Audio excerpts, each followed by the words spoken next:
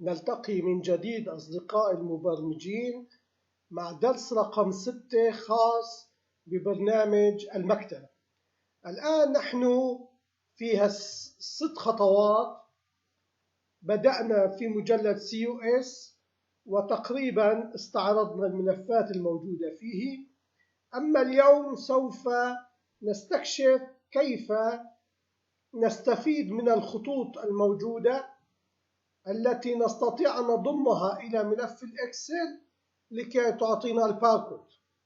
الباركود هو عبارة عن خطوط نستطيع أن نضمها في الفونت الخاص بالويندوز.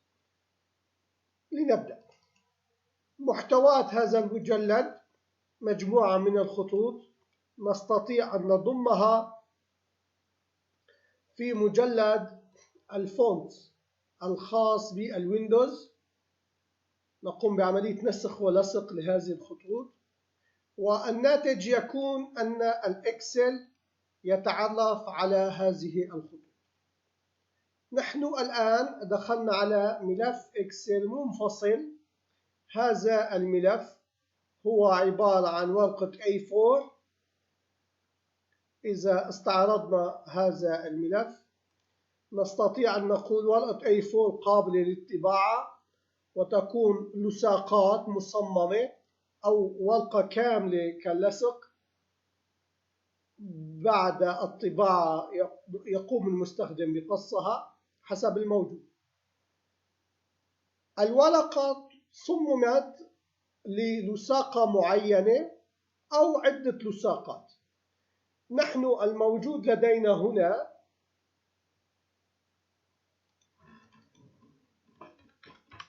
هي عبارة عن نسخ ولصق لاسم الكتاب ورقم الباركود في هذه المنطقة، وربط المنطقة الصفراء مع الخلايا. هذه أمور عادية وبسيطة. أما كيف تم تصميم هذا الباركود؟ إنها خلية محتواها عبارة عن مساواة ثم إشارة النجمة أو الضرب مع إشارة الآد مع ما تحتويه A2، أي ما تحتويه رقم الباركود. الأفضل عندما نصمم وثائق باركود أن يكون عليها اسم المنتج ورقم الباركود موجود للقراءة من قبل المحاسب، وأيضا رقم الباركود. والأفضل أن يكون لها سعر إذا كان الموضوع سعر. لا نستطيع أو لا أفضل أن فقط نضع اللصاقة، لأنها احتمال أن تنتقل من منتج إلى منتج عن طريق المشتري، وفي هذه الحالة الباركود يعمل والمحاسب يكون عمله خطأ، لأنه يخرج من المستودع مادة ليس لها هذا الباركود. فإذا الأفضل أن نضم لها الاسم والباركود لكي المحاسب عندما يضغط الباركود على المنتج يتأكد هذا المنتج هو هذا اسمه، لأنه لا يستطيع أن يحفظ جميع الأرقام.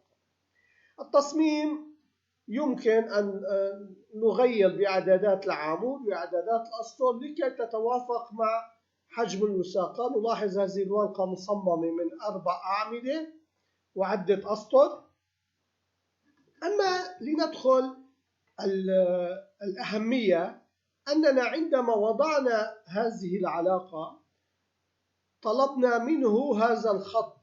نلاحظ هذا خط من خطوط الباركود التي نحن تم عملية اللصق في الفونت. نلاحظ الأول أو الثاني أو الثالث، هذا الخط الذي ناسبنا. ضروري أن نضع هذه الإشارة النصية قبل وبعد الرقم. نلاحظ هنا كعين بشرية أخذت نفس الناتج، لكن النجمة لم تظهر هنا، لكن يوجد خطوط. هذا المنتج، هذه الخلية عندما تطبع إنها لا تقرأ من قبل الباركود، إنها لا تقرأ أبدا من قبل الباركود. فإذا الأفضل أن نعود ونضع هنا نجمة وإشارة آد، وهنا نجمة، وهنا إشارة آد، وهنا نجمة، مثلما كانت منذ قليل. وبذلك يكون قد انتهينا من درس اليوم. أرجو أن يكون المعلومات مفيدة لكم، إنها من أهمية البرامج. شكرا، نلتقي غدا إن شاء الله.